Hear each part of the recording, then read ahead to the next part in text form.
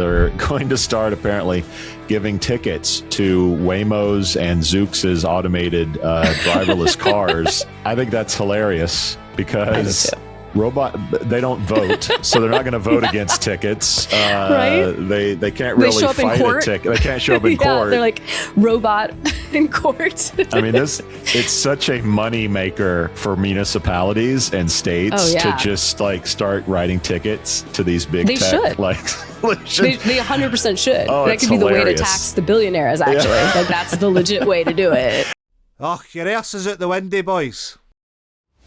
Hide your kids. Lock the doors. You're listening to HR's most dangerous podcast. Chad Sowash and Joel Cheeseman are here to punch the recruiting industry right where it hurts. Complete with breaking news, brash opinion, and loads of snark. Buckle up, boys and girls. It's time for the Chad and Cheese Podcast. Oh, yeah. Get crazy with the Cheese Whiz. Hey, boys and girls, it's the Chad and Cheese Podcast. I'm your co-host, Joel Operation Sledgehammer Cheeseman. And I'm your co-host, Maureen, a.k.a. Mo. What in the 2020 is going on right now? Hey, Mo. On this episode of HR's Most Dangerous Podcast, AI's image problem, Workday's cartel problem, and Mo's smart glasses problem. Let's do this. Never. At Shaker Recruitment Marketing, our comprehensive services include branding, talent attraction, MarTech, and analytics, empowering you to achieve your recruitment marketing goals. We believe in doing things the right way, delivering the right message through the right activation, achieving the right conversion.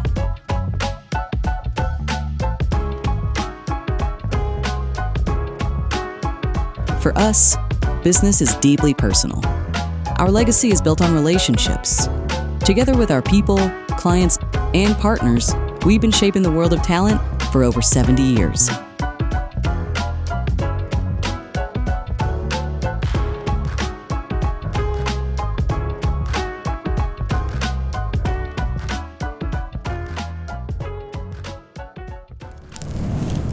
You will never catch me in those. Over my dead body. What's up, Mo?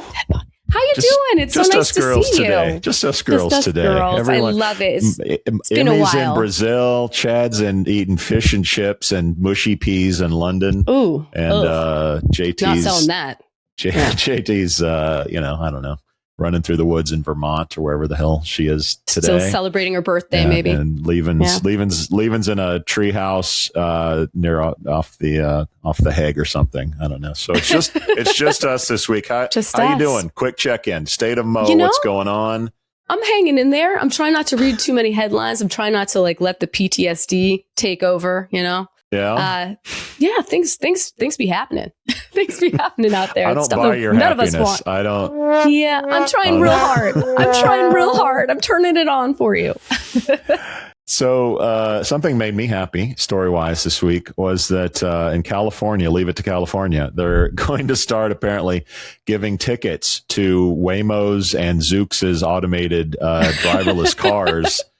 It's only fair. I think that's hilarious because how are you going to they don't vote, so they're not going to vote against tickets. Right? They can't really fight a ticket. They can't show up in court. They're like robot in court. I mean, it's such a money maker for municipalities and states to just start writing tickets to these big tech.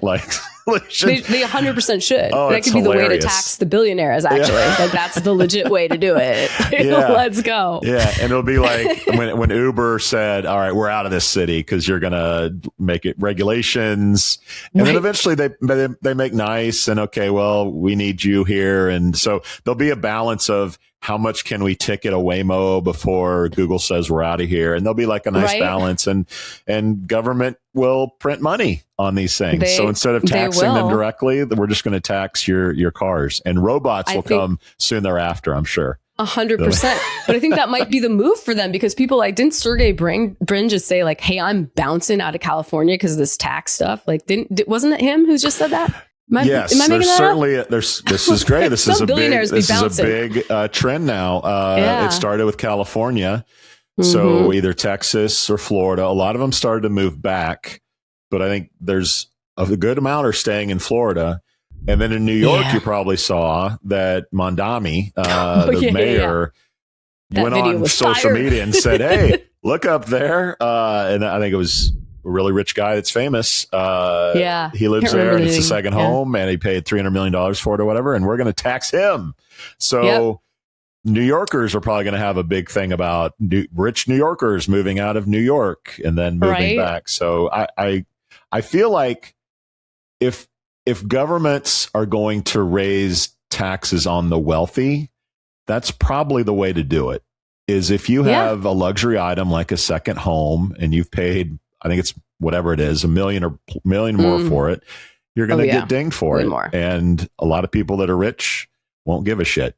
I mean, they won't even notice it in their bank account. It's like, come on. I mean, I feel like it was Jensen Huang from NVIDIA who was like, dude, tax me. I'm cool with that. He did a video and he's like, I'm all about paying taxes. I love my country and I want to help out. And if we're not going to move because of tax situations, like it's all good. Like, why can't that be literally every billionaire's response? It's like the narcissism and the sociopathy. I think it helps billionaires. I mean, when you have Molotov cocktails being thrown at Sam Altman's house and literally read the room, CEOs getting shot in the streets, they might be really open to, we'll pay some tax if it means we're not going to have the pitchforks show up at my front door. That might be a good thing for billionaires as well as a good thing for the rest of us. Right? Like Jensen's onto something, being like, I'm chill with this. I'm chill with we'll this. See what happens. And he's not the only one. A lot of, that's true. Yeah. That's true. All right, let's get to shout outs, shall we? Is it time for shout outs? I will go first. So Mo, the kids apparently have a little issue with AI. We talked about on the show a couple weeks ago that kids aren't that hip to AI. And I mentioned it's bad for the environment. Kids usually like the environment. It's a technology that's going to take their jobs away. Kids usually like jobs. What's to like for them, right? And kids are usually the most creative among us. And AI is doing all the creating now. So it's like, of course, kids don't like this shit. But it's one thing to read it in a headline. It's another thing to actually see it in the real world. So my shout out goes to the University of Central Florida. You probably saw this, and a lot of other people probably did. Oh, yeah. So this is from the commencement speech, and I'll talk a little bit about who was in it and everything. But I think the video kind of speaks for itself. Check it out. Yeah. The rise of artificial intelligence is the next industrial revolution. What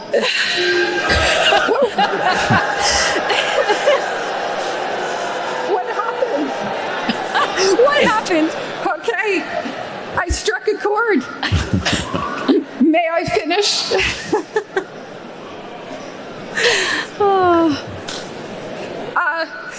Only a few years ago, AI was not a factor in our lives.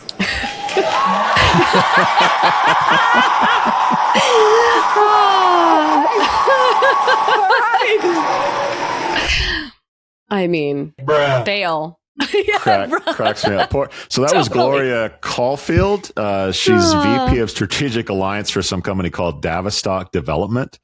I'm sure had no idea what she was walking into. I kind of feel a little bit bad for her. She probably put that speech into Chat GPT and came up with that, with all that. And it's like, this is the best speech I've ever heard in my life. Yeah. You should definitely deliver this. The kids will love this. Trust us. Yeah, exactly. And so this was she talked to the College of Arts at UCF and Humanities, as well as the Nicholson School of Communication. So too good. She was talking to an audience that is being impacted by AI for sure. Here at the Chad G's podcast, one thing that we love is obviously you watching, but also like and subscribe. I'm fascinated by this because throughout my whole life, when there's been a new technology, cable TV, the Walkman, CDs and DVDs, email, digital cameras, iPods, like the young people embrace it. It's either a cheaper way, more efficient way to do things. And this is, I think, the first time in my life that a new technology is here and the kids are pushing back against it. And I don't really know what to think about it. Maybe you can help me. Well, those things weren't freaking taking their jobs and draining their brains of all gray matter. Like, they're afraid of getting stupider with good reason, because that's what AI does to us. And they're afraid that it's replacing entry-level jobs, which it is more than any other type of job. So like, and especially when you're talking to a group of students in the arts and humanities, where we are actively like taking away resources as a country from those areas, and we're downplaying the importance of these aspects of our society. Like, how did you not think it wasn't going to land this way? Like, you have to know your audience. You are the freaking keynote speaker. Like, to me, there's just no excuse to come in there and deliver that speech to that group of people and not expect that response, or maybe even worse. I'm just like, come on, man. Like, read the room. Have some thought. Another thing on this, I don't know if this is a big a deal and where you are in the Northwest, but here in the Midwest, data centers, huge issue. We have a lot of land, a lot of rural folks. These companies promise to come in and spend a lot of money and provide jobs, and people are pushing back on these which is why we're talking about data centers in space, like full on sci-fi. So AI has some serious problems that need to be need to be worked out. I don't know. It really does. And the data center thing is really interesting. We have the meat. I mean, the data center thing is huge. We're getting pushed back in Seattle too. There's just all this emphasis on getting these things out of here, because they suck the environment dry. They are marginalized communities that are mostly dealing with the brunt of this. I mean, it's like kind of Aaron Brockovich type shit, right? Like, that's what we're talking about here, is this stuff is like actively harming the communities around them. Yeah. And there's one woman, I don't recall her name, but she's in Georgia. And I guess Georgia is now doing eminent domain. So they're actually literally taking over the homes of people who happen to live near these data centers, where they need to double down on the electrical output and all that. And it's like, her videos on TikTok were going viral. And then I guess they got pulled down because TikTok, owned by, Larry Ellison, not a huge fan of this sort of content getting out, advising people as to what the hell is actually happening. So, I mean, there's a lot of pushback, and with extremely good reason. And I think this is like one of those things that like brings all the generations together. Like, no one wants this. Nobody wants this except for 8 billionaires who want to be trillionaires. That's what's going on. The eminent domain is interesting. The story of the Luddites. You don't really have to know the history, but basically some folks got upset about a new technology and just started destroying the machines that were putting them out of work. And eventually the government made it a serious crime to destroy these machines. So you have this push and pull with the government, and the government so far is siding with the AI. So we'll see how that turns out. Oh yeah, they are. Very much so. Very much so. What you got for us in shout outs? Well, I got something considerably lighter, although does involve AI, because what the hell doesn't these days? But I want everybody, this is required viewing, especially for Gen Xers and millennials. You need to go out and see The Devil Wears Prada 2. And I'm the first to admit that sequels usually suck. But this one is an important thing to watch, because it takes you, first of all, like, as someone who came of age alongside Andy Sachs and like literally started a job in New York City right out of college and like wanted to be a journalist and all this, like, I feel like I grew up with this woman, right? And all these characters, the Miranda Priestley, like, Glenn Close, not Glenn Close, sorry. What's her name? Anne Hathaway. Meryl Streep and Anne Hathaway, Stanley Tucci, all of them. But like, they managed to do an important movie, believe it or not just some frivolous, stupid thing. They actually took us to the present day, and they showed what had happened to these people over the course of literally 2 decades and how their careers had evolved. And they really shine a light on the importance of journalism, and they shine a light on what's going on with AI and how it's decimating human creativity and what it's doing, mass layoffs and all this. It's so on the nose. It's like deeply cathartic to watch. It's also really beautiful and funny. But it was, for me, like, I literally cried, Joel, watching it, because I was like, this is just so resonant. Like, this, you see like the hopes and the dreams that these people have, and like how so many of them did not pan out the way that they were envisioning, and the different things they have to contend with in the workplace, and like the interpersonal dynamics and the intergenerational dynamics. And like, there's some great scenes where like Miranda Priestley's in the room with a bunch of Gen Zers, and they're like, yo, dude, you cannot say that. You're going to get canceled all the time. And she's like, what? And it's just, anyway, I think it's a great film, and I really think everybody should go see it. So you won't ruin it, and I probably won't watch it until my wife makes me watch it on streaming. Like, I'm never watching this shit. But so I did see the first one. I enjoyed it. So good. I think that the characters were great. So this is the same story 20 years forward. Yep. Is the Glenn Close character? Forgive my ignorance. Is she still? Meryl Streep. Vogue. It's Vogue, right? Vogue. She's the editor of Vogue. So she's Runway. Runway is the fictional Vogue-esque magazine for which she works. Yeah. And they talk about like the decline of the publishing industry and the way AI is coming in. They have a tech titan character who's brilliantly played by Justin Theroux, who is unrecognizable. I literally they did such a good job making him look awful. But it was an excellent, I don't know. I can't say enough about it. And some people panned it, but I to hell with them. Go see it, everybody. It's really good. Okay. Cathartic watch. Our Anne Hathaway lookalike approves. Oh, bless you! I'll pay you later. I will pay you later, man. And the right pair of glasses and Chad Sowash is Tucci. I'm telling you, we could pull that off. That's perfect. However, that's perfect. Someone who will never be mistaken for Stanley Tucci is our boy Stephen McGrath. Welcome to All Things Scottish. Our slogan is, if it's no Scottish, it's crap!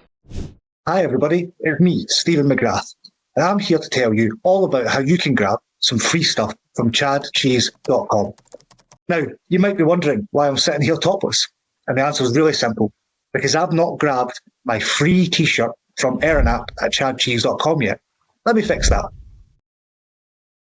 Right, that's better. So, I'm sporting a slightly vintage model here, but of course there are new and updated designs every year. And those are super soft, breathable, and some might even say huggable. Now, what else can you get? Of course, you can get some craft beer. It's not just any regular rubbish beer. That's craft beer brought to you by the data geeks at Aspen Tech Labs. And if you're not into beer too much, then... Oh, 2 seconds. I'm just going to get that. Then you can always go for chicken cock, baby. That's right, not one, but 2 bottles of chicken cock from the lovely people at Proven Base. Now, you're not going to get any of this stuff unless you go to chadcheese.com/free and get yours today. And we mentioned Chad and Emmy are on the road, but... Oof, events! Where are we going, boys? Woo. Where else will we be? Mo, you got any travel coming up? Interestingly enough, I was supposed to take a cruise to Alaska next month. Not so sure that's on my agenda anymore, given the current news cycle. But no, not for work. Not anytime soon, unfortunately. All right, cool. So if you want to find out where we're going next, just head out to chadcheese.com. Our travel, as always, sponsored by our friends at Shaker Recruitment Marketing. Hopefully we'll see everybody out this summer at some point, which brings us to, you guessed it, let's get to topics. Topics! All right, Mo, in light of an unemployment number that surprised to the upside, if we still believe the numbers, at least, Barron's published a story entitled, "Not All Is Well in the Jobs Market." Just look at Upwork's stock tumble, end quote. Upwork's earnings report revealed a decline in freelance hiring demand due to economic pressures and increased AI adoption by businesses. Upwork also announced layoffs to the tune of 24% of its staff. Ouch. Damn. What's more, ZipRecruiter's Q1 revenue dropped 2.3% to $107.5 million, highlighting, again, a soft hiring market. What's more, Workday has been accused of being part of a services cartel. That's in quotes in an Andreessen Horowitz editorial. Mo, Upwork, ZipRecruiter, a Workday cartel, Three Stooges, or just 3 misunderstood companies and news stories? What's your take on all the industry news?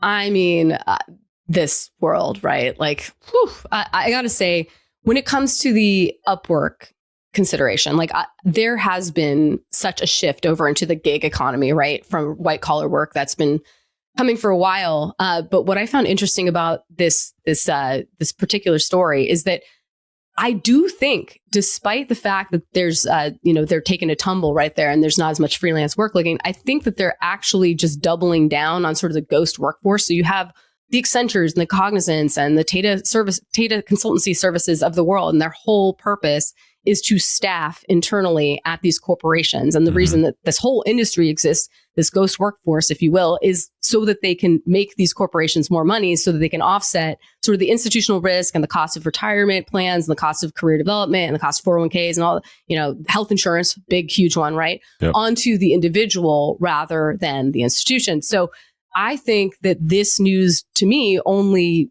exacerbates things for the actual worker, because the job is not actually disappearing. They're pretending that, of course, AI is capable of doing it all, but the work still exists, and it's just shifting into these sort of more contract assignments. So I think there may be less like freelance gig work, like one-off things that you get on an Upwork. But to me, that just suggests that there's even more of a shift into getting these sort of contract roles embedded. And I can't tell you how many people, I did an episode on this on my YouTube a few weeks ago. I cannot tell you how many people reached out to me to say, oh yeah, hell yeah, my job, it evaporated and now they're like rehiring for it at a contractor role, or I'm getting paid, a ton less in a full-time capacity. But they're really shifting the labor market to disadvantage the average worker and benefit the institution. So I think that's just another sign of that. Yeah. Yeah.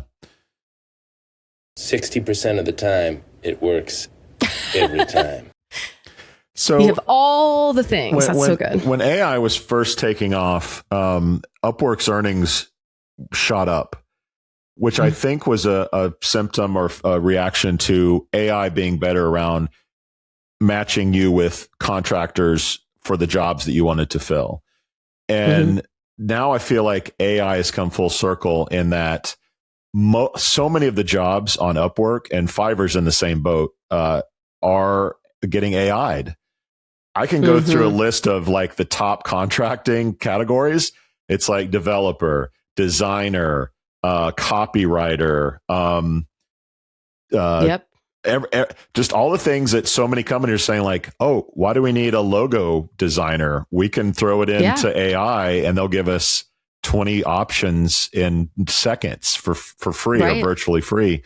So I think that's an impossible dynamic for a contractor who does that or has done that professionally to survive. And clearly, if they're doing it, they're not doing it the same premium as they were 5-10 years ago. They're probably taking a huge haircut on their ability to do that. So I think it's one of the easiest short positions you could take in the market is to say that Fiverr and Upwork were going to be challenged in this environment because of AI. I think that's fair.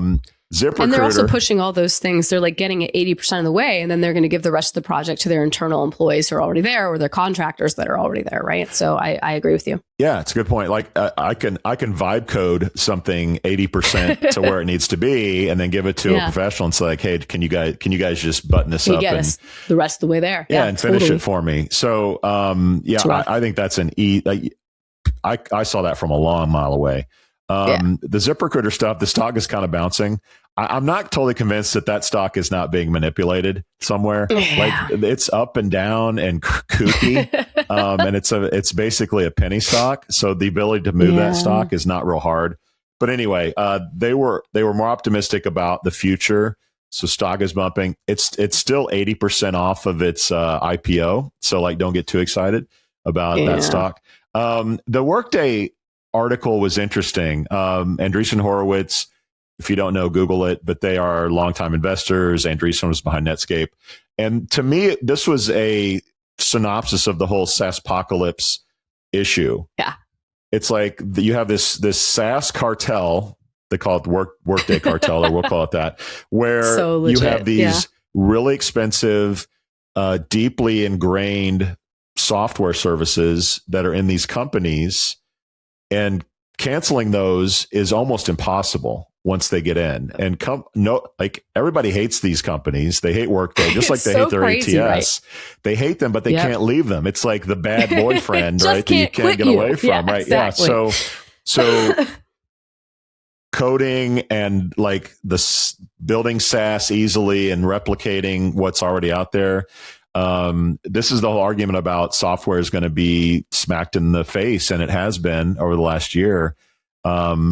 I guess time will tell if people really do cancel Workday and vibe code, or like go buy a cheaper option that someone developed, with a buddy in their basement. But I think it's a real threat, and that's why you see the stocks of these companies just crater in the last year or so. Oh man, they're going to fight that tooth and nail, though. Think about that whole moat, like you said, with the cartel of services and all those consultants whose entire industry is based on keeping this thing and implemented and ingrained in the company, in companies that actually buy Workday. And it's like, I mean, that's just such a massive industry in and of itself. Like, it is wild to me, though, the extent to which these particular sort of ERP systems and those sorts of things, HCMs, can like get ingrained in a company and just like never come out. And I've seen it in other realms too. Like I worked at SAP Concur, and it was like there were absolutely better solutions on the market, and people just like couldn't take it out. It was like impossible to remove. So it will be interesting to see if people are a little bit more capable of doing that now. But yeah, there's so much riding on that not happening, like these whole industries, right? So and the sort of fight for their lives, like let's acquire, and in addition to acquiring AI, let's acquire some revenue. So if we're not growing, let's buy companies that we can sort of stack on revenue, as well as AI. And that seems to be the strategy of a lot of them.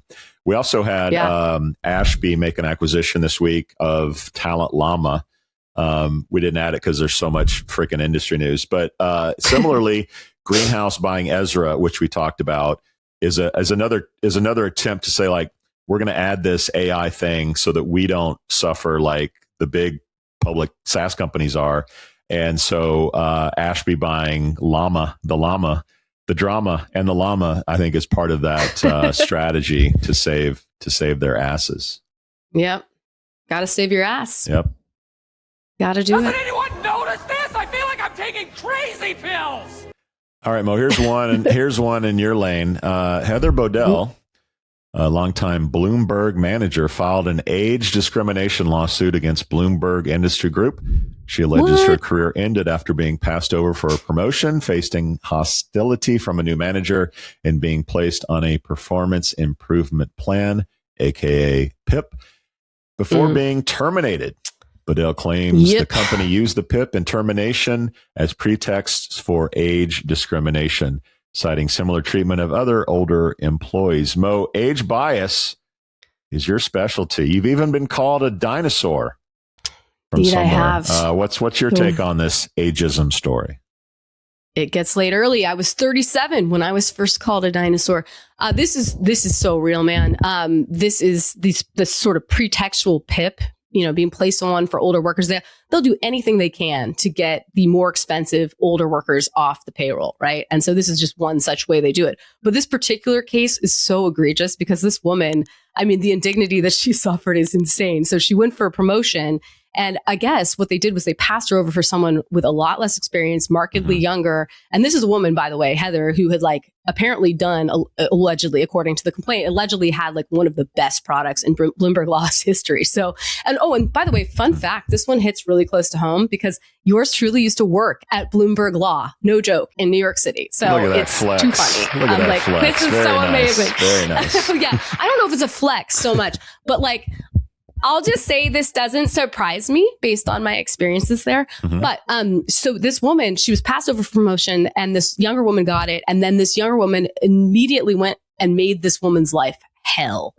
She called her out of touch. She said, your time is done. You're done for. Your time's up. Your time's over. All of this sort of really egregious stuff. And then I guess what happened was this woman, Heather, went and reported it to HR. And then a week later was on a PIP. And it's I don't know how you can get a much more clear-cut retaliation type of case there, but that's a brazen and a bold move by Bloomberg. If all these allegations are true, and the comments that I got. So this video I posted on all the socials, and it went really pretty far on YouTube, and people were just like, "Yeah, man, seen this. I've been a union rep for so many years. This happened. I got pushed out at 52." Everybody in my comments is like, this could not be more on the nose for what happens. And across industries, people are commenting about this.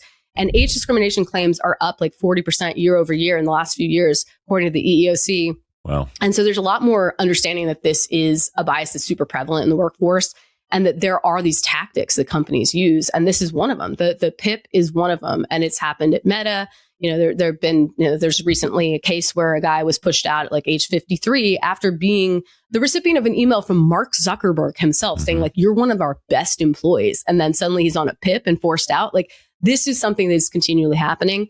And so I'm going to be really curious to see what actually ends up occurring with this particular case, because it really is something that's super systemic. And this is, all now captured in federal filings. So we'll see. But yeah, not surprised in the slightest to see this type of age bias. It's just like this particular one is so egregious that it's like, how did they think they were going to get away with this? Like, if her allegations are on, like, it's nuts. So yeah. How much of this do you think is like cost savings? You get more expensive as you get older, and how much is sort of societal real bias and prejudice? I definitely think it's a blend. And what's really important to call it, and I'm glad you asked that question, is that it's not enough for them just merely to be getting people over the age of 40 out of the organization. Like that in and of itself alone, that sometimes is legitimately just like, oh, we need to cut costs. But what's incumbent on the companies to prove when these cases are brought is that they've also tried to get rid of costs in other ways. Yep. So if this sort of a situation happens alongside like sustained or repeated comments about age, as in this case it was allegedly, that can be indicative of like a cultural issue inside the organization that is bias related. But it's just not enough. And that's why, when these cases get brought, I'm always like, yeah, but then I'm also a side of like, holy shit, I hope this is real, because otherwise it has a chilling effect on real ageism, because ageism is the most common form of discrimination out there. It's the hardest to actually prove, except for in a handful of states and cities where the laws are a little bit like more generous to people. But it is truly the most widespread. And I also believe that it's fascinating in the sense that like, people over the age of 40 are technically older workers federally. That's the federal definition. And so I have this perception that essentially like so much age discrimination happens for people in millennial and Gen X eras and have just no idea. They're like, we don't know that we're quote old. Like, it's a surprise to be like, wait, me, older worker? Like, I think like 65, right? And it's like, no, actually, it could be you. So it's culture fit, all that. There's a lot going on in there, but you're totally right, Joel. Like, it's not always enough. It's not sufficient to prove age bias or ageism to just say like they got rid of all the older people, because they often that often correlates with expensive. I find it really fascinating from a societal perspective. I was in Chicago at the RLX recently conference, and I ended up sitting at a table with a lot of my peers, let's call them Gen Xers, and one of them just sort of randomly talked about getting Botox, and I asked the question, who else like has had Botox at the table? I've never had Botox. I know that's shocking, but no, I know this is all me, baby. This is all me from head to toe, all me. But virtually everyone at the table had Botox. And is this men and women at the table, by the way, or just men and women? More women, but men and women. Yeah. And then they started sort of offering up all the other shit that they've done. Vitamin whatever and injection whatever and tucking all this stuff. And so that was, again, I think of myself not as old yet. When I probably should, but old as shit, definitely oldest in terms of our conversation. But when I grew up, when I was growing up, you retired at 65, you had a pension, and generally you'd live about a decade more, and then you would get cancer or something would happen. You would die like very quickly. Yep. And that archetype is going away. Oh, yeah. Our president is 80 years old. The one before him was 80, whatever. The narrative of like, well, the boomers can't let go of power is creating a lot of, I think, animus between the generations. But you can be productive well into your 70s if your health is there. So, but historically, that never happened. People just assumed, all right, 60, all right, a couple more years left, coast to the end, and then here's your gold watch and go away. And that cycle was predictable. That cycle was predictable. And when historically, okay, it's my turn to lead this thing. that's not happening anymore because so-and-so hit 68 and he's still in charge or she's still. Yeah. So I totally understand the displeasure of everyone in this whole equation because it's changing so rapidly. But yeah, it is. But it's interesting too. It really does matter, like your level in the organization. Like you expect to see older people in like the C-suite, but when you get down to like individual contributors or middle management and they're older, there's this sort of bias of like, well, why the hell hasn't she done more? Or why isn't he higher up the chain? It's like, well, there's supply and demand going on here. So it really differs. And sometimes the most ageist people are like the older people themselves. And they're just because they don't see themselves as old. Like we all have this like completely embedded in us. But yeah, there's like a ton of intergenerational warfare. There's a ton to consider when you see that like human longevity is changing and no one can freaking retire. No one can afford to retire. Like it's not the same as it used to be. So yeah, we've got to really sort of retool the way we think about age at work. Yeah, obviously that's a huge passion of mine, but yeah, this shit sucks. It is fascinating. It's the one thing we all share, right? Like we're all getting older. So maybe we should stop being such dicks about it. It's a blessing to get old. That's the whole goal is to like honestly, make it. It literally is. It literally is. So yeah. I had lunch with my son, my oldest son, who just got through with his freshman year at Indiana, and I just was curious. I was like,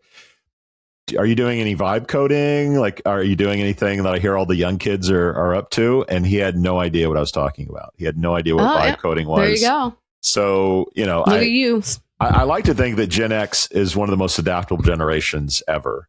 I mean, we were left to our own devices. We didn't know, are we going to make it home? Is anything for dinner? Is mom going to be there? Yep. I remember in the 90s dating girls who wouldn't leave the house without a quarter. Do you know why?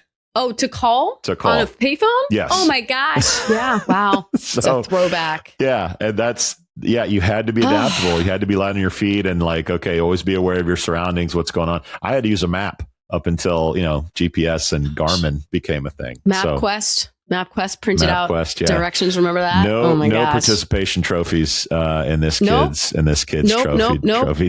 Nope. All right, guys, let's take a quick break. Great conversation, and we'll talk a little bit more about that AI stuff. Done. I think we'll cover speed and hiring. Did somebody say speed? Then buckle up, boys. You're about to learn how to hire fast. Who is that? Vetty Betty.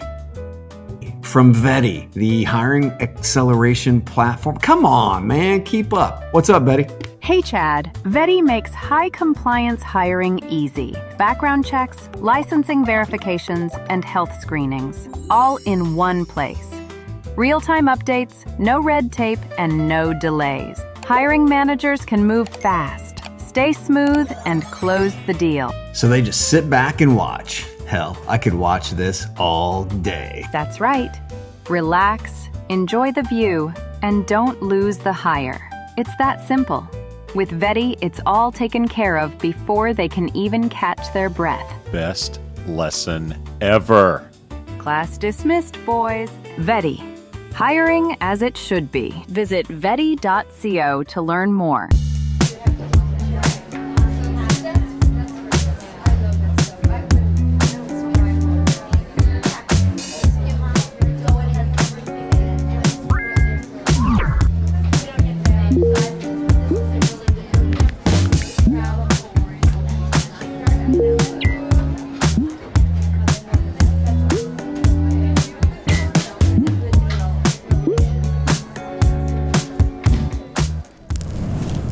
All right, Mo, UCF highlighted the complicated relationship young people have with AI, but it turns out they are not alone. Research from CV Library reveals that over a third of recruiters believe AI tools are causing them to miss strong candidates. While AI is used to manage high volumes of applications, it struggles with assessing cultural fit and soft skills. And a Greenhouse survey said 63% of job seekers have faced an AI interview, but most of them have yet to have a good experience, while 38% of candidates have walked away from a hiring process because it included an AI interview, and another 12% said they would leave. A growing number of employers and job seekers seem to be souring on AI hiring. Mo, what's your take? I mean, man, I think this is a really tough one because I feel for everybody involved. Like, I feel for the recruiters who have like 8 billion resumes being thrown at them and needing to sift through them. Like, I can understand needing some sort of a tool, right? I understand the frustration of like the black hole of job applications going in and being like, is a robot looking at this? Like, but I will say, like, is a human looking at it necessarily that much better? Like, we all have our own biases and we all come to the table with like our vision of what a culture fit looks like, right? But it's like the scale aspect of this that I think is really challenging. But I can tell you, like, even when I was interviewing, it was 2020. That's right. It's 2020. And I was interviewing and it was a remote interview, obviously. And I remember being peeved out and like, what the hell is going on when this guy was interviewing me, hit record on the interview. And I was like, what are you doing with this record? Like, oh, you're to share like my conversation with you somewhere else. Like, and that was unnerving. So like, times 25 billion when you think about sitting down with a literal robot that's like, and you know, there are these cues that we have as humans. Like we can, you know, infer what someone else is thinking or feeling, or if you're on the right track. And like, you cannot do that with a robot. That's impossible. So I think it's disempowering. It's like, it's tough enough to just be in the job market in the first place right now. Like, people are really struggling. And then to have like that level of like opacity when it comes to like the whole process, it just is, I think, deeply infuriating for people. And you just don't have any sense of how it's going. You don't know if anyone's going to look at it. You don't know if it's being filtered out. You know, we obviously know about the Eightfold and the Workday cases about filtering out applications. There's a precedence for this. Like, the EEOC has sued companies for actually literally filtering out candidate info. I mean, that article we read about what's going on with AI and candidates. I mean, a lot of people, I think it was 37% maybe, said that they think that their age is a factor when it comes to AI applications. But they also said that that's the case with humans. So, you know, we program the AI. So of course it's going to have our biases. I think for me, the big question is like, how do companies demonstrate that they are actually looking at what's happening in their AI and ensuring that they remove the bias from it? And I think that's the clutch part. Like, can companies actually prove that they're doing that and make people feel comfortable and confident with the process? But yeah, some people are just never going to love like getting on a call with a robot. I think I would call myself one of them. But like, I also think we kind of have to recognize like, this is the way it's moving. And, you know, you got to try and get a little bit more comfortable with it, even if it sucks. Yeah. Yeah. I appreciate that. Oh, Right? So I mentioned girls in the 90s and their quarters. I had a girl that I dated in the 90s, right around the internet, when the internet hit, who loved Target, loved shopping at Target, spending the day at Target, coffee at Target, ices at Target, like just loved going and shopping at Target. Target stan. Damn. Target card carrying fan base of Target. And when the internet came out and Amazon and everything, I was like, man, this is the future. We're going to order stuff. It's going to show up at our door. We don't have to drive there. We don't have to deal with parking and crowds and rude salespeople like this. I'm down with this. She was not. History proved me right. If you would have had a chance to buy Target stock or Amazon stock, I think you probably would have run with Amazon stock. So the Amazon came, or the internet came for Target. AI is coming for hiring. I empathize with job seekers who hate it. I empathize with recruiters that are like, we're missing candidates or things are falling through the cracks. But I'm here to say, get over it. This is the future. Company, like, it's too efficient. It's too cost effective to not do it, for companies to go back to human beings and the way it was. Now, the tech will get better. Yeah. It will be more human. It may even be more kind, more empathetic itself. What a thought! Because it doesn't get tired. It doesn't have a bad day. It doesn't have a 3-year-old, puke on the kitchen floor. It doesn't have. Well, and you can't be like, this candidate reminds me of my ex-boyfriend. I therefore hate this candidate. It doesn't have like a fight that with their thing, spouse right? that morning of. Like, you might find that it's better in some ways than a human. So I'm just here to say I get it. I appreciate it, but I don't think things are changing. Now, I do think there will be a point where companies find it as a branding exercise to say, we're going to have real humans because that's our brand. That's our secret sauce, our it's special like, you sauce. don't go, Yeah. like yeah. if you ever were to go to an In-N-Out and have a kiosk, I think you'd be done. That would be so antithetical to their brand that there's no way that they would do that. I'll be the first to say I was wrong if they do it. I mean, you had to work in that fast food reference. I love it. You are dedicated. Yeah, it is lunchtime where I am. But so I could see a company saying, look, we're a luxury company or we're a high tech or whatever it is. White glove is human. Yes, our now. brand is like we're Rolex or we are whoever. We're the Rolex of hiring. We're not going to let you get interviewed by a robot. You're going to interview an actual human being, flesh and blood. I think that will happen. I don't know who will be the one to do that, but that will be a brand. But for most companies, AI is too cost effective. It's improving too rapidly for them to go back to the way that it was. Well, it offers a really good opportunity for the right company to come in and be like, hey, we are going to be the leader in like not being shitty at this. Like we are going to figure out how to ensure that there's no bias baked into this. We're going to make people feel more comfortable. Like there could be someone who comes in and does this really super well and makes people feel comfortable on both sides. And like,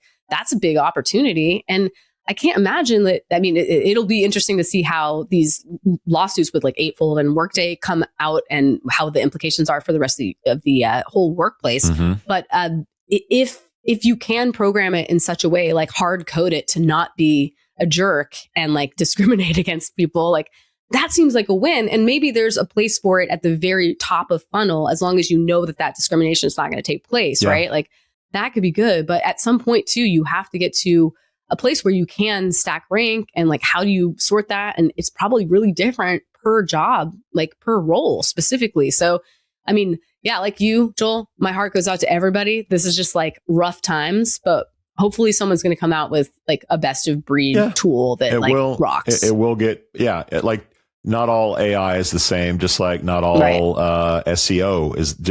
All these companies say they have SEO or whatever mobile stuff. And obviously they're not all created the same. So we will get to a point where this company is like class A, like it looks like it sounds like a human.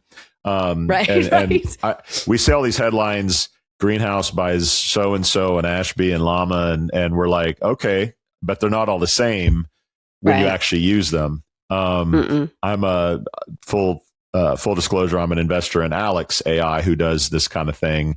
And interestingly, a lot of their interviews happen after hours, which if you think about it, makes total sense, right? That's if actually amazing. I'm employed, I don't want to have an interview during lunch where I'm like rushing through and I'm dealing with my day. So to have an opportunity where dinner's over, I'm relaxed, the kids are in bed, like now I want to have an interview, but the traditional way of doing it, that doesn't happen. So it's interesting the data that they're starting to get of the number of people that are doing it at their convenience versus when the company says we need to talk, at this certain time. That's the best use case I've heard yet. That totally makes sense, right? It opens up access to more people to get their applications in and do so in a way that works for them and doesn't like put their current employment at risk, right? So that's solid. We're here to make sense on the Chad and Cheese podcast, I love it. Everybody. Try to make some sense. And speaking of sense, let's talk a little LinkedIn. Our users can soon get paid to give advice. This month, users with a LinkedIn business account will be able to offer one-on-one consultation sessions from their profiles. Users will be able to manage bookings, take payments, and host video calls directly from LinkedIn. It will be rolling out to premium business subscribers in the U.S. this month. Making money with LinkedIn, Mo. Your thoughts? I mean, I read a comment on this article that cracked me up. It was like, we are just like scaling insufferability. And I died laughing. I was like, that's incredible. Like everybody is an expert. Everybody's a guru. How much is LinkedIn? I didn't read how much they're taking as a cut off this little platform play. And I'm assuming they're going to take so it's sort of up to the user of what they want to charge. And I'm sure, well, I don't know if LinkedIn takes a cut. I don't know if LinkedIn takes a cut or not. It's maybe probably they actually give it to you for paying for premium. Who knows? But yeah, well, it is an incentive to upgrade if you do think this is a money making opportunity. And I question whether it is or not. I mean, listen, I love convenience. I love one-stop shopping. I guess if you're going to do this, if you're going to be the LinkedIn advisor person, like, sure, it's cool that people can just find you there and book you from that moment. But like, there's so many other solutions that do that. I don't know if that means if they do implement this, and they are, obviously they're implementing it, but are they then going to like de-incentivize or they're going to like downplay the roles, or excuse me, the profiles of people who have like external links because they want to keep people on the platform doing this? Like, I see it going in that direction, which just like sucks for people who don't want to pay for premium and still want to run their business, especially if LinkedIn eventually ends up taking a cut of whatever proceeds that you get from this like ask my advice thing. I don't know. I just think, sure, like, I guess that's good to help people make money, but this is allegedly to help quote unquote solopreneurs. And what I got to say to LinkedIn is, dude, you got to do better than this. If you are a solopreneur or you're someone who's like trying to go out and make a little side hustle, which is like so much of the workforce now, like 40%, I think was the stat we read recently in one of our articles about that people who already have some sort of form of alternate income aside from their day job. Dude, you cannot block companies or people on LinkedIn from your posts. Yeah. So like literally when I started my podcast about ageism in the tech industry, while I was currently employed at a tech company where basically a fetus was running the company, I was like, this is not going to be great for me. Like, this look is not good. And sure enough, I had to put it out there. My boss thought, oh, you're doing this podcast about ageism in the workplace. I'm like, yep, nothing to see here, nothing to see. And what do you know? I was in a layoff of one a month later. So like, that was 100% related to me having to be public on LinkedIn about what I was doing. So what they need to do, and I've railed against this, is if you want to support the new future of work, which is people doing side hustles and having to be public with it, you got to give us the ability to block certain people, certain companies, and certain types of profiles from viewing our content. Otherwise, it's going to continue to create this chilling effect on would-be, podcasters, entrepreneurs, whatever. Yeah. But you need to look at this situation for what it is, because it is full on dangerous for a lot of people to actually be public on LinkedIn with what they're trying to do. Not only that, it's also really fucking embarrassing. Excuse my French, but like, it is embarrassing to be like, hey, entire network of people who have known my entire professional life, I'm doing this thing. And that stops people from using it too. So if LinkedIn wants more people to use it, this is what they got to do. So I'm going to differ from you on this a little bit. You're quite bearish on this technology. And if Chad were here, he would tell me that I'm drinking the Kool-Aid like never before. This has been tried before to varying degrees of failure, I think. There was a site called Purple Squirrel back in the day where you could actually buy time with employees at companies. So let's say I want to work at Meta. I can find someone there and have like a hidden secret conversation of how to get a job at Meta. And can you put in a good word for me? There's also a company way back in the day, XX, like 16X. It was a weird name. It was an Andreessen thing. And it was basically for engineers who get tons of calls from recruiters to be able to say, okay, I'll talk to you, but you're going to have to pay for it. So engineers could say, hey, here's my link. Sign up, and I charge $100 an hour or whatever it is to talk to you. So instead of a coffee chat, pick my brain kind of thing. But for an engineer, it's like, oh my God, all these calls. It'd be nice to just send them to this link and say, okay, pay for time and I'll talk to you. I don't think I know the engineer one isn't around anymore. The Purple Squirrel, I don't know, but we don't hear much about it anymore. I was having a conversation recently about sort of what someone asked me what gets you up in the morning, like sort of what gets you excited about stuff. And I came to this conclusion. I came to the conclusion that I have sort of left my Luke Skywalker and Han Solo era, and I'm moving into my Obi-Wan Kenobi era. Meaning, I'm moving out of the whole like physically doing a lot of stuff and learning and falling down and all that, and moving into like I'm this all-knowing, been in the industry for 25 plus years person. And then when I see something like this come along, I think, awesome. Because I probably monthly get 3 to 5 messages. I'll connect with someone and they'll say, hey, man, love the pod. I just built this thing. Would you mind taking a look at it and telling me what you think?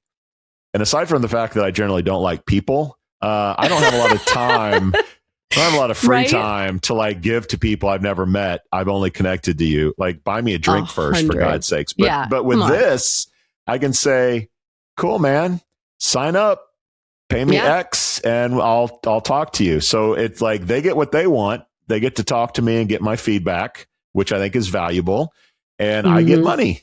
So I'm down. I'm down. I don't want to say I'm not down. Don't get me wrong, because I agree with you on that front. Like, people ask questions all the time, people you've never met before who don't know you from Adam, and they're like, hey, can I like take your very, very precious time and your all the knowledge that you've accumulated? And a lot of people actually feel entitled to it, which is bizarre to me. But there are other mechanisms by which you can get them to pay that are slightly higher touch. So I don't have a problem necessarily with them doing this, if you will. I just think there are more important things that they can do to help solopreneurs and like people starting things on the side. That's all. So don't get me wrong. Like, it's a totally fine service. But I still think, you're going to find some people who are like, I am a self-proclaimed guru of XYZ, who will start doing that. But they're going to do that regardless of whether they have the You're the button mom or on not, Mother's Day that says, the rose is nice, a dozen would be even nicer. Happy Mother's Day, by the way, and shout out to all the mothers out there thank you. in the world Thank for you. sure. No, but you're right, Joel. You're right about that. I actually agree with you too. Oh, okay, cool. So let's take a quick break and talk about something that we're definitely going to disagree about: smart glasses. Hello, I'm Omar, founder and CEO of JobPixel. I'm going to talk about two things. Number one is JobPixel. We do short form video content. So if you're a recruitment, marketing, or employer branding leader, you have to do video content, collect content from your employees. You're going to be able to show impact that you've never seen before. Number two, I would love to talk about People Brand Collective. People Brand Collective is a new organization that just got started by some of the best minds in our industry. And it brings all recruitment, marketing, and employer branding leaders together in one place to have a conversation about the impact of their work. I promise you, it's something you do not want to miss. So after this video, you'll see a QR code. Scan that QR code with your phone, go to their website and sign up for a membership. You will not regret it. They have amazing people talking about the best topics you'll absolutely love. Thank you, and I can't wait to see you there.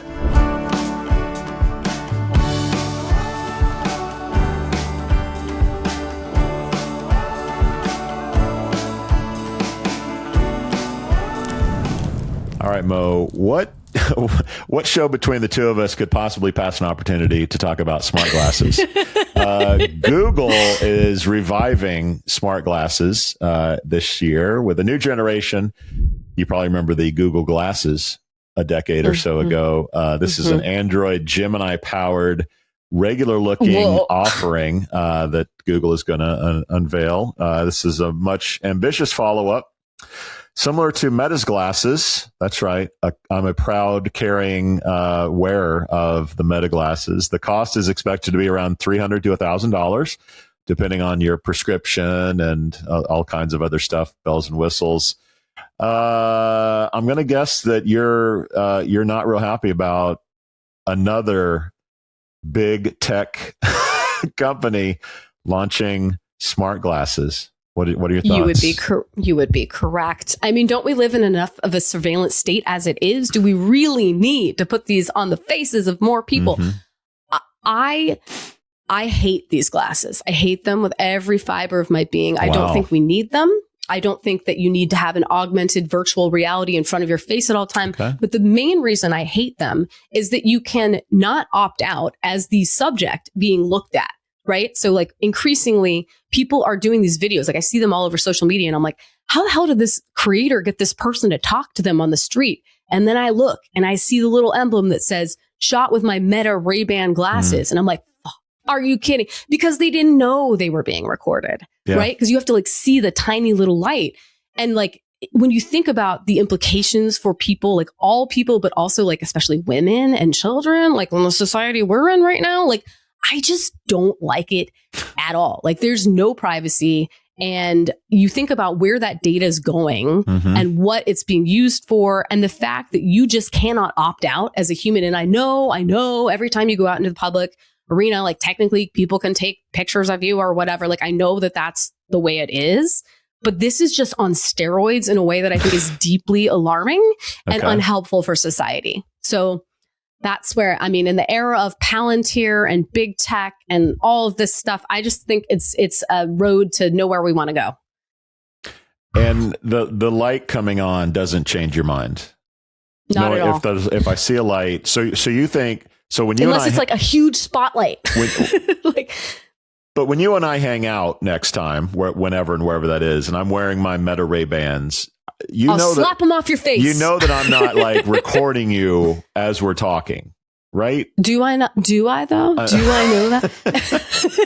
That's the thing. I just don't think the average person, especially when you're caught unawares on the street and someone comes up to you and is like, "Hey, excuse me," like blah blah blah. Like you're not looking at that little dot, right? It's the lack of consent. It's the lack of like clarity and transparency as to where that data is going, where it winds up. All of that makes me deeply uncomfortable. And especially when you layer on like the facial recognition and all of that, like I think we get into real dangerous territory right now. And there was a moment when I was watching one of those videos, I was like, man, that'd be so helpful, like as a content creator. And I was like, that is not enough of a reason for us to do this. Like get your damn phone out and go like this when you're recording someone. Okay. So I'm just like so against it. Okay. So against it. But yeah. Anyway, I'd love to hear why you're not.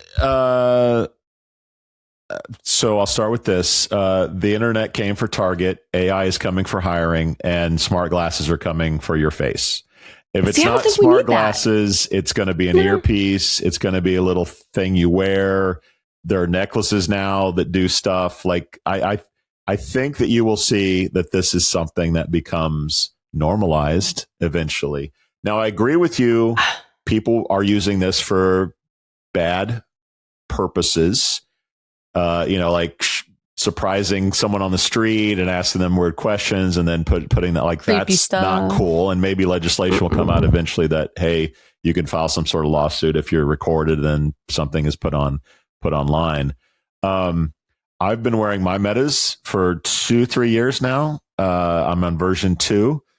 I'm personally excited for the displays when I can get my hands on those. Google's going to launch some. Can you walk me through that? Apple will initially launch them. There will be an Apple product. They pair with Prada or some fashionable brand to do this. The devil wears Prada. So aside from I can take pictures, like my kid plays soccer, football, like to be able to take sort of really quick picture as opposed to, okay, my camera's in my pocket or I got a button right here. Like much quicker to take a quick shot than it is to pull my camera out or my phone out. Sure. Listening to music is convenient. It's nice to like. My husband's had those for a while. So would you rather have AirPods listening or just I have music and I look like I'm paying attention? But there are more. So I'll tell you. I'll give you 2 instances that are pretty cool. I think the first one is. I'll tell you whether I think it's worth surveillance. The first one is okay. I'll be 55 this month. I've been to a lot of rock shows. I'm a kid that had a Walkman put on maximum volume in the 80s. And I don't hear, there you go, balloons. So I don't hear super well in crowds. If I'm in a bar or pub, it's sometimes hard to hear. So my Metas now have an amplifier for audio. So I can engage the glasses. And if I'm talking to you in a crowded conference room or something that's loud, it will amplify what you're saying to me. So as someone who doesn't hear great, it's a nice thing to have that I can now talk to you and not worry about, can I hear what she's saying? The look on your face says hearing aids. Well, okay. Well, there's stigma with that. True. So I can have a hearing aid basically without having hearing aids in. And as someone who's too proud to wear hearing aids in my 50s, like that's what I'm going to do. So I'm 43 and my hearing sucks. So I get that. Okay, so but basically it's convenience. It's convenience for photos. I haven't given you the second thing yet. Okay, keep going. I got a multiple layered pitch here for you. Okay, I'm open. So the second one is now they have live translation. So I can engage my glasses. I can be in Paris, Germany, wherever, and you can talk to me in that native language, and it will translate it for me in my glasses. That's cool. That's some sci-fi shit. And then I can use the Meta app on my phone to say what I want to say, and it will translate it in words in German or whatever language it is. So I think if someone else was wearing the person, so if you had if you had 2 people wearing smart glasses you could literally have a conversation in that native language and they're both understanding what they're saying, which I think is where the world is going. So to me, those are two advances that I think are pretty cool. It may not change your mind. I don't disagree that they are pretty cool. Mm-hmm. However, I do believe that you can take your smartphone out and have like a translated conversation just between you and the other person, like without needing to have the glasses. I hear you. It's cool. But it's too like, it's too Terminator-y. It's too like this world, like sci-fi. Do you agree it's coming no matter what? I don't. Whether actually. It's an earpiece or a necklace or jewelry or glasses, that we're going to have something smart on our bodies. I mean, we'll have something smart. I think we already do. It's this, and it goes everywhere with us. I do not believe it's inevitable. I think that that's the narrative that these tech billionaires want us to hear because they enrich themselves and they get all the data from us. I think that we are seeing, and we talked about it a little earlier, right? Like the pushback against AI and data centers and whatnot. Like, I think we're about to see like a growing resistance to this shit. Okay. And I think it's very deserved because I don't trust these companies or these governments with my data. I really don't. Now, do I still have a smartphone? Yeah, unfortunately. But I have done like what I can to de-risk that. And when we're in a world where people can, without getting your consent, turn on a button, record you, get your personal info, and put it God knows where. Like, I just don't think that's worth the benefits. And I do think that people are becoming wiser to the risks associated with this technology. So I don't think it's inevitable at all. I think that we are in a place where people are really waking up to what's happening. And, you know, certainly I'm going to say this, like we all have our bubbles, our echo chambers. So perhaps I am in said echo chamber where that is very much like talked about and other people aren't. And they're like, cool tech. And at the risk of sounding sexist, I think there's a male and female view of this that you and I don't think that's sexist. I think that's a real thing because I also fear more for women and like stalking and stuff like that could come with glasses that men don't have to concern themselves as much with. Correct. So yeah. Correct. The men's response to it would be like, pull my finger, get this on video, jerk. Okay. Like, so a woman has a much different perspective on smart glasses than a man. So I think there is probably a gender divide there too, for sure. Yeah. And like, I'm not like a Luddite. I like tech. I think it's cool. This particular tech, the extent to which it can be so pervasive and so unnoticeable and there's zero consent scares the shit out of me. And for me, it's not worth it. Well, you don't think this is inevitable, but you know what is inevitable? Oh, a dad joke? Mo, yeah, a dad joke. And oh boy, here we go. So in the honor of talking about glasses, Mo, what do you call a potato who wears glasses? What do you call a potato that wears glasses? Something with eyes, because it's got those things called eyes. Damn it. Ugh, I got nothing. A spectator. Spectator. You like that? That is so Mo approved. Yeah, like you really nailed it. I bet that you was didn't. Cute. I bet you didn't see that one coming. Did you? I truly didn't. Maybe if I were wearing Meta Ray-Bans, I would have seen it. You know. Next Mo, slide. good to hang out with you. That's another one in the can. We out. In the can. Whoop.